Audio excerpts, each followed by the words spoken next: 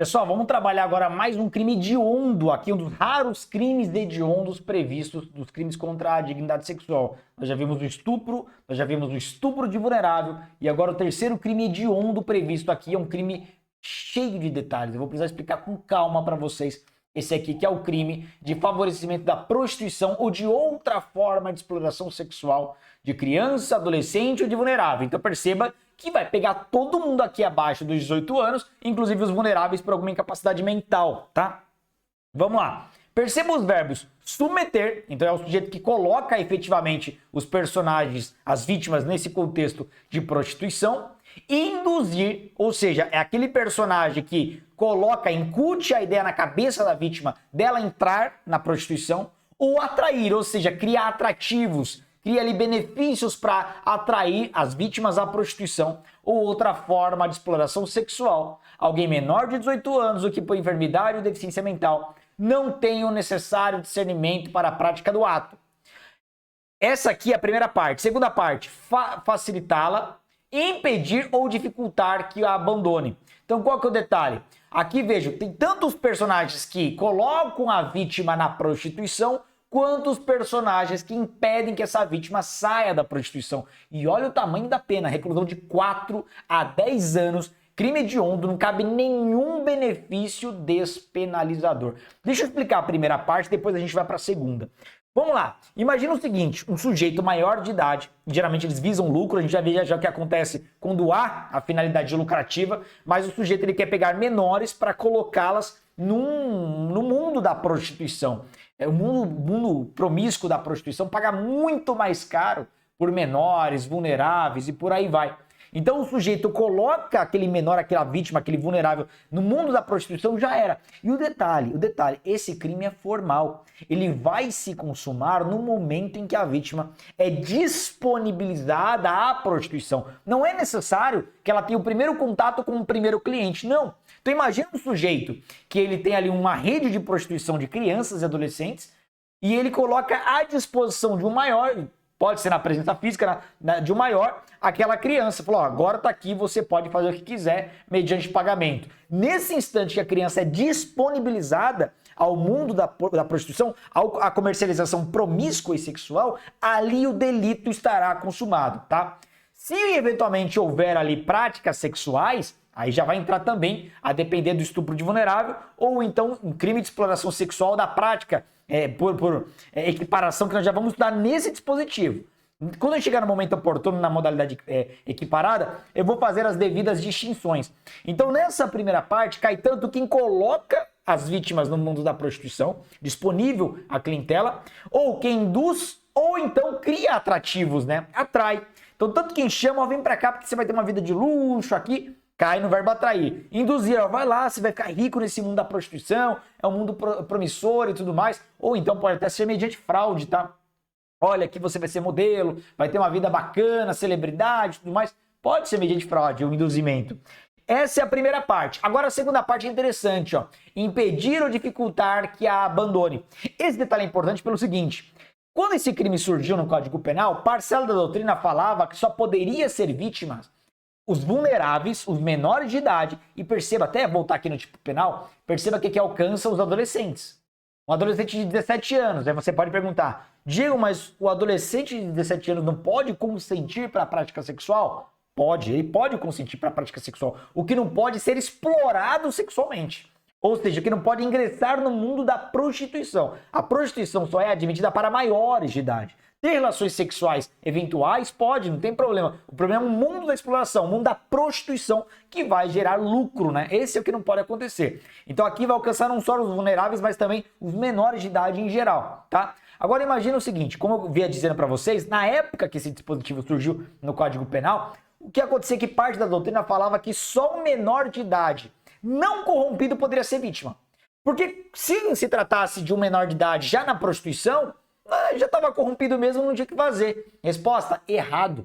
Porque aqui é perfeitamente possível que um menor já corrompido na exploração sexual, na prostituição, possa ser vítima. Que é a parte final do dispositivo. A parte final fala, ó, impedir ou dificultar que a abandone.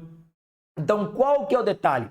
O detalhe é basicamente o seguinte: aqui o menor de idade quer sair, não aguenta mais, tá louco para sair do mundo da prostituição e o criminoso não deixa. Não, aqui você não vai sair. Daqui você não vai para sua casa, eu vou te impedir de sair. Você vai apanhar, você vai morrer se você sair daqui. Não tem outra escolha para você. Então, criar barreiras, dificultar, impedir, já era. E aqui percebe-se que a tentativa é praticamente de impossível configuração.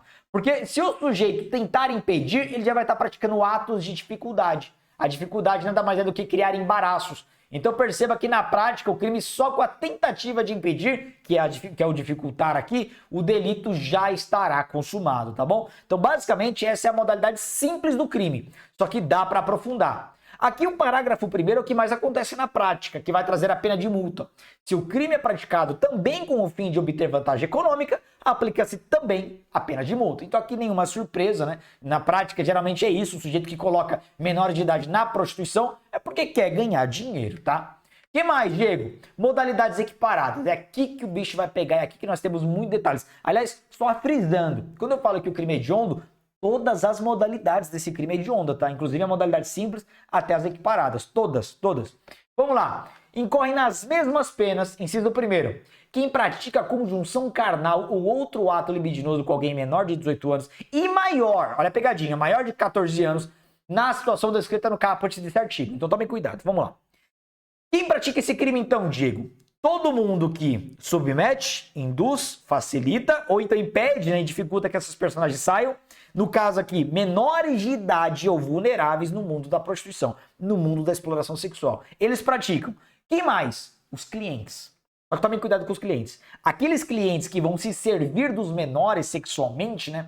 Que vão acabar, mediante pagamento, ali tendo relações sexuais com crianças, adolescentes vulneráveis, esses podem praticar esse crime. Muito cuidado com a ressalva do inciso 1º, porque aqui tem que ser menor de idade, porém maior de 14 anos. Por quê? Porque se esse sujeito tem relações sexuais com adolescentes naquela idade em que já pode se consentir a prática sexual, porém, no contexto da prostituição, no contexto da exploração sexual, nesse caso, praticar esse crime. Agora, se for com menor de 14 anos, aí o crime é de estupro de vulnerável, porque a pena lá é maior. Então não dá para esse crime absorver o crime de estupro de vulnerável, se o crime lá, a pena lá é mais rigorosa, tá? Então se for menor de 14 anos ou vulnerável, estupro de vulnerável, acima dos 14 e abaixo dos 18, exploração sexual por uma modalidade equiparada. Mas não é a única modalidade equiparada não, vamos lá. Inciso 2º, o proprietário, o gerente ou responsável pelo local em que se verifiquem as práticas referidas no caput. Tomem cuidado aqui. Imagine que nós temos um fulano, personagem nosso, fulano, ele é dono de uma casa onde ele sabe que ali está tendo exploração sexual de menores. Ele sabe. Ele, às vezes, nem acaba explorando economicamente aquilo de forma direta, que geralmente acontece, né? O proprietário fala, eu não sabia, eu só aluguei. Calma, vamos lá. Ele não está explorando diretamente, mas como o aluguel é conveniente, como aquela exploração é conveniente, ele não faz nada. Ele sabe que o crime hediondo está acontecendo ali. Nesse caso, ele vai responder como se estivesse explorando diretamente, tá? Agora, tome muito cuidado. Nós não podemos viabilizar um direito penal objetivo, um direito penal sem culpa. Então é necessário a acusação demonstrar que esse dono, esse proprietário, esse gerente ou responsável pelo local tinha ao menos ciência de que ali havia exploração sexual de menores. Ele tem que pelo menos saber o que está acontecendo. Porque imagina o seguinte, eu peguei minha casa e deixei na imobiliária. A imobiliária aluga para alguém. Eu nem conheci o inquilino, nem conheci. Meses depois, chega a polícia lá avisando que está tendo exploração sexual. Nesse caso, o proprietário não cai no crime, ele precisa ter ciência daquilo que está acontecendo no local e mesmo assim, de forma omissiva, nada faz. Então é o crime omissivo por equiparação, tá bom? Se omitiu sabendo o que estava acontecendo, cai nas mesmas penas. Só que há uma sanção mais severa para esse sujeito que está aqui como efeito obrigatório da condenação. Olha o que diz o parágrafo 3º.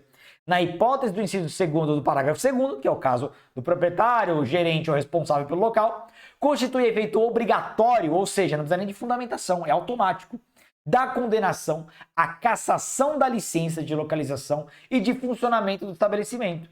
Então, se for um estabelecimento comercial, acabou, vai ter cassada a licença, vai ter impedido o seu direito de exercer aquela exploração econômica. Imagina que seja um hotel local. Seja, por exemplo, isso é mais comum agora que eu vou falar, um motel.